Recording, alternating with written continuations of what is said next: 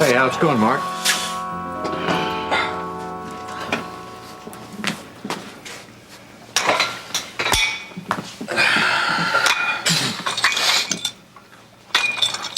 It's all set. I want to get out of here. You're going to help me.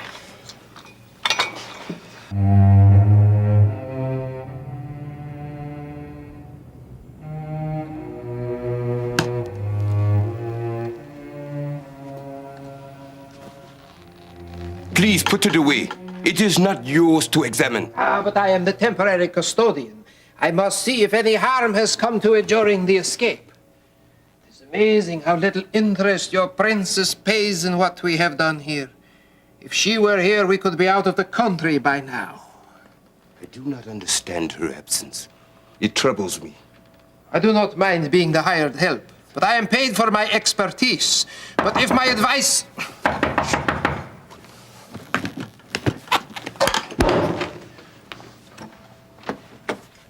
Where have you been?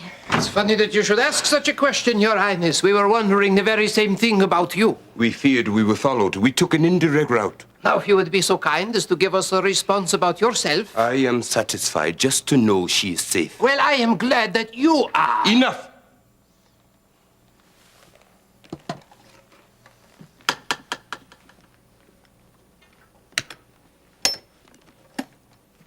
Your Highness, what has been lost is now found. I am pleased to return what is rightfully yours, the Dar Salam Bible. At last.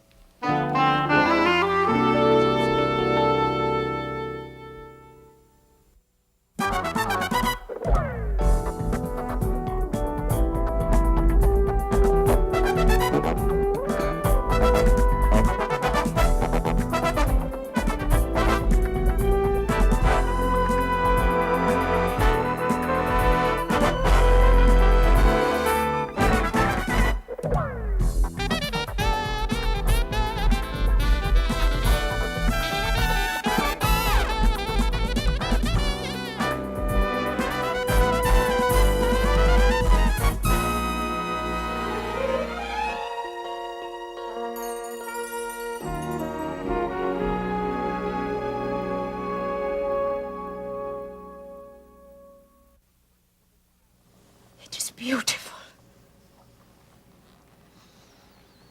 So this little treasure of yours was worth all the fuss, huh? Most definitely. Care to let me into the inner circle and tell me why? No. You have been told all that you need to know. You will be told no more.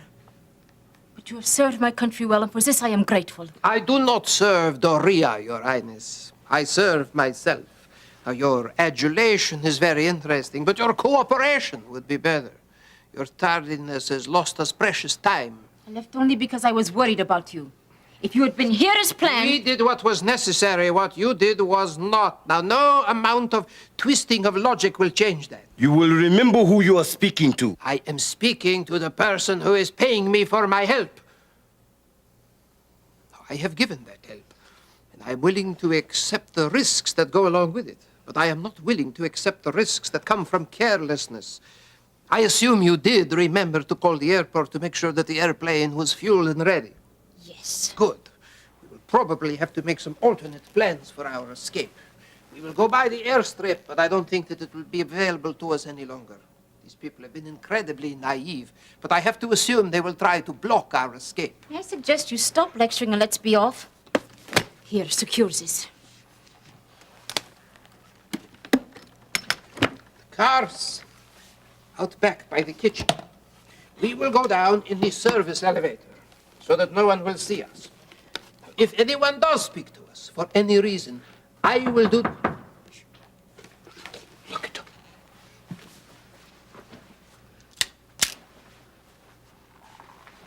Hurry.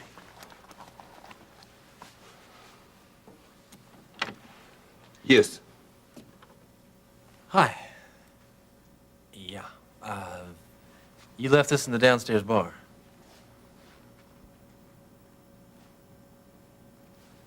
So what's your decision? I'm going to turn Lester down. I'm not going back to the hospital. Surprise. Come on, lighten up, Lori. Look, I know I did the right thing. Yeah, well, will you be doing the right thing when you leave the clinic, too? Who said anything about leaving the clinic? That's the next step. I mean, I know it is. I've seen it coming on for months. You've been so unhappy with medicine that you're not going to stop until you're completely out. You're going to take this irrational fear of yours to the limit. I mean, I'm expecting for you to come home one night enrolled in cooking school and tell me you're going to be a French chef. Sorry, speaking about being irrational.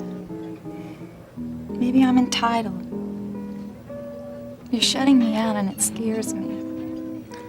Maybe I'm entitled. Things I once thought were so important, I'm now indifferent to. And that scares me.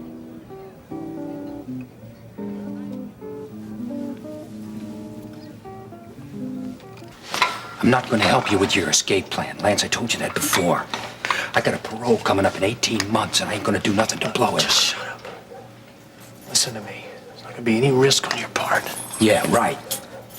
All I got to do is figure out how to sneak you into the laundry room so you can get into one of those laundry sacks, right? Just keep it quiet. I think you've been working around those dryers too long, starting to fry your brain. All you got to do is keep the door unlocked. I'll take care of the rest. It's foolproof. If it's such a great plan, how come nobody ever thought of it before? Because there's never been anybody as smart as me here. Suppose I do leave the door open. How you get past the guards? I'll take care of that. It's my business. That's also going to be how you get off the hook. They'll blame it all on the guards. I'm glad you're so sure. I am sure. I'm going to need a whole lot more than your promises to convince me. Okay. How's this? Ronnie Washington left a lot of unfinished business before he was sent to Lawrence. A lot. I know where $60,000 is. Half of that's yours if you help me. Payable the day you walk out of here. Think you can find something to do with $30,000? How can I be sure you'll come through? Come on, man. I wouldn't lie to you. You're my partner. What do you say? I say you're crazy. If you get caught, I'm gonna deny I had anything to do with it. Listen, if I get caught, I'm gonna deny I had anything to do with it.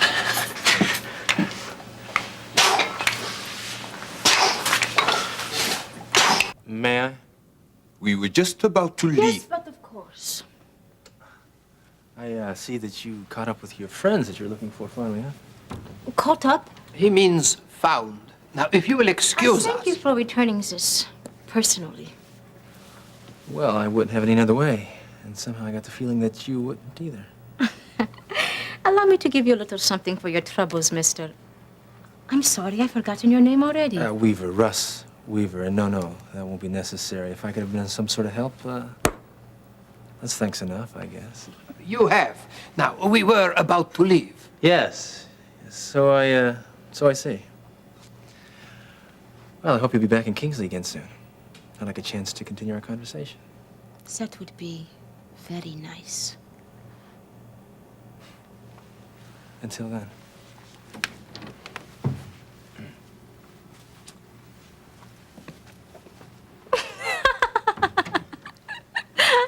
Go to a bar with an American boy while we wait, hoping that you're not in some kind of trouble. Ah, so she can do wrong in your mind, Samir. I went Delightful. down to watch the lobby.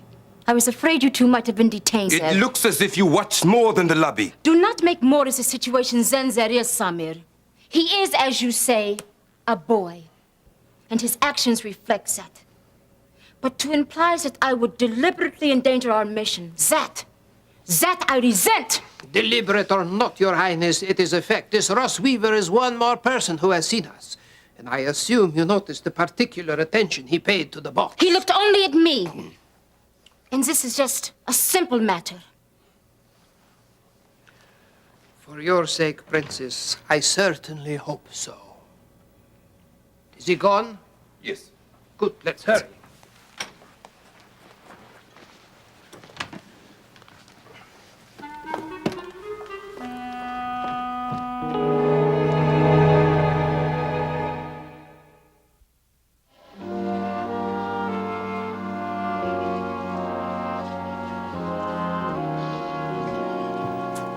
So nobody got a look at the car?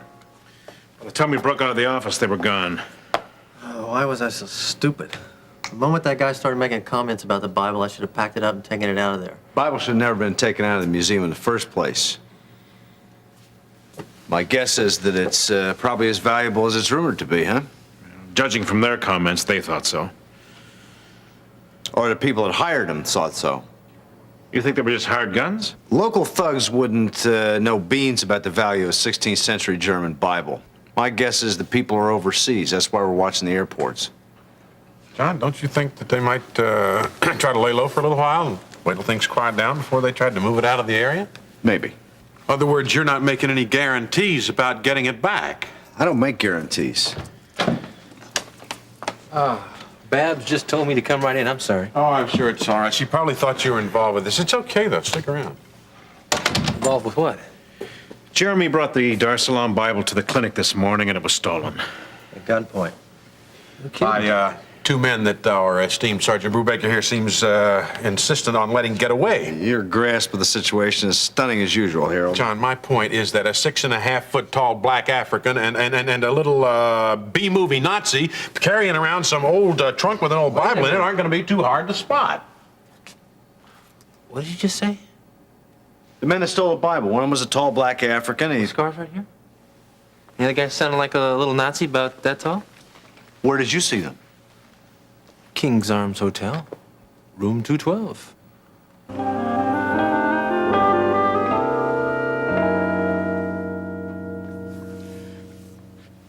I don't understand.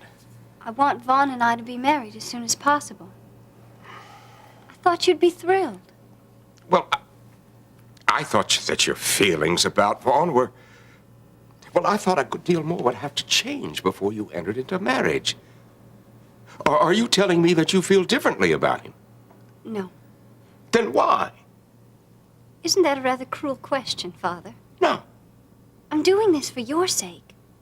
You want to save the company from being taken over by the Sumners. Mom needs care. The family's financial position. But we are all prepared to wait so that you can finish college. Why should I spend 4 years dreading the inevitable?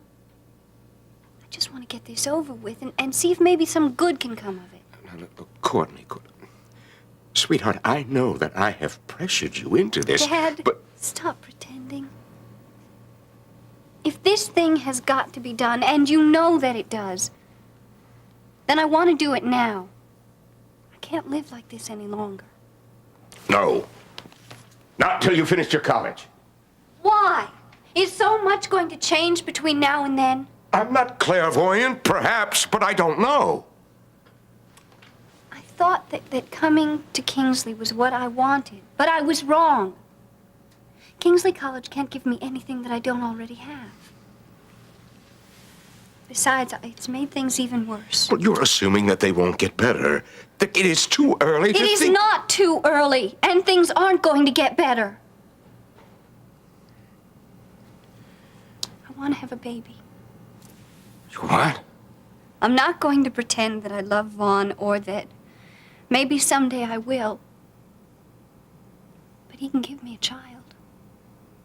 I can love that.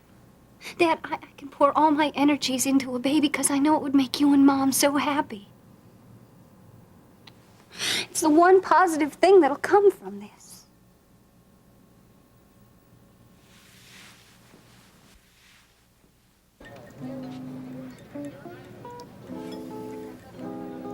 Who would have thought that there would be so many twists to this whole affair with my mother?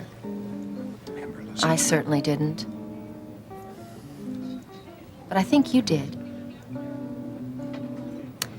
You know, I'm really very disappointed in myself. I should have seen through all those inconsistencies earlier. But at the time, I was only interested in getting back at my father, which was my first mistake, believing that you were all you said you were.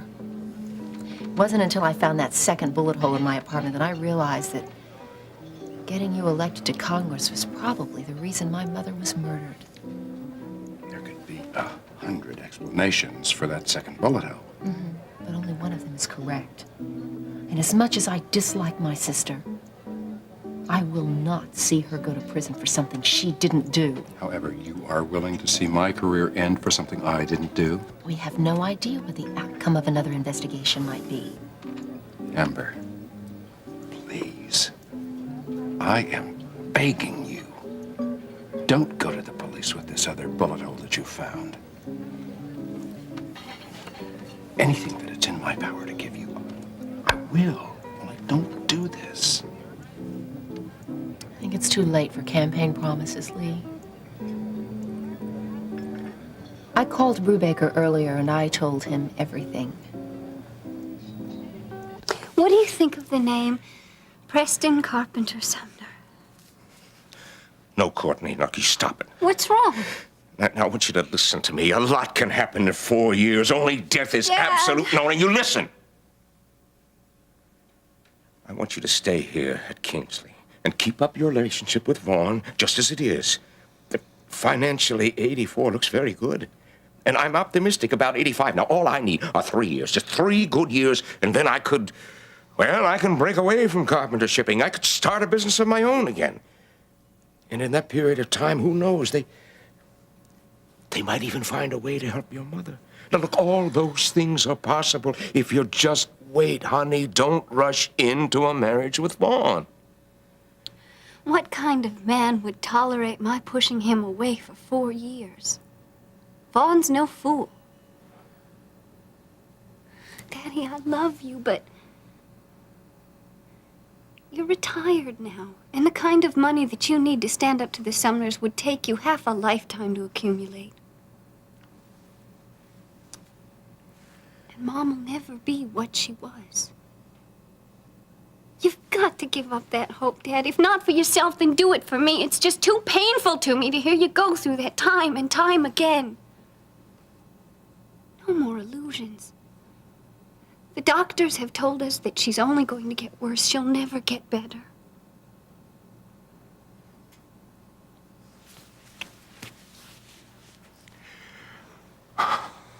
When you were a little baby, I used to call you my princess. Oh, how I dreamed of the day when you'd find your Prince Charming. And the kind of love your mother and I had. Wow, what a wonderful plan she had for your wedding. But now your marriage is nothing more than the survival of a tattered family. A father who's slipping financially. A mother who's slipping mentally. I'm sorry, Courtney. I'm so sorry. I know. I wish I could be that princess again. I wish we could all go back and make different choices. So do I, baby. Oh, my, so do I.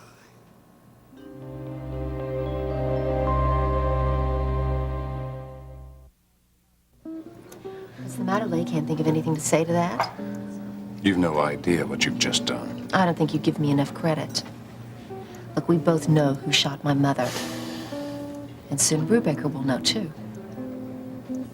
I don't know why you have such a long face. You're not the one who's going to prison. And I'm not going to Congress either. Do you think that the party or the voters are going to separate me from Sebastian? He's only your campaign manager. And the person he murdered was only my wife. And I am caught in the middle. And even if the voters understand that I had nothing to do with it, they are going to wonder why I was so stupid to let such a thing happen. Just goes to show you never underestimate the intelligence of the public. You know, there's a real irony to all of this. I thought that my mother was wrong about you. I thought that her accusations of you were short-sighted and only out of anger. I was convinced that she would come around. And I thought that I would be doing only what she would eventually do by helping you get elected to Congress. But turns out that she was right. And now I finally have the satisfaction of seeing her get her way. Goodbye.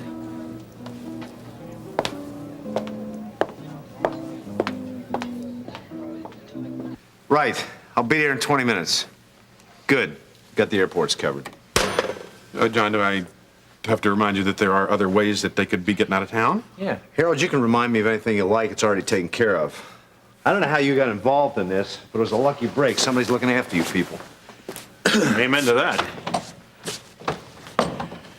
Well, what now? Now, I guess we just sit and wait. Maybe, though. Maybe. I was thinking, you know, if I'd stolen something valuable and I wanted to get out of the city, and I was as conspicuous looking as those guys are, I wouldn't want to take a chance on making a commercial flight. Yeah, you want to get out as quickly as you could. Exactly, which means your own plane is a small airport. Yeah, I go Or for even that. a landing strip. Listen, I don't mean to offend you by insulting your friend, but I think Sergeant Brubaker miscalculated it. You're not insulting me. I think he should have sent someone to a small airport, if there is one around here. Ooh, there's a little place out near Pembroke. What is that? With that flying school Oh, there. yeah, Grassland Airport. Yeah, Grassland. You know, what you said makes sense. I think we ought to call the place and have them, send somebody out there. No. Sergeant Brubaker's the only one that would understand the logic. Besides, we wouldn't be able to get a hold of him until he reached the airport. That'd be too late. That's right, so that leaves us. Anybody want to show me how to get there?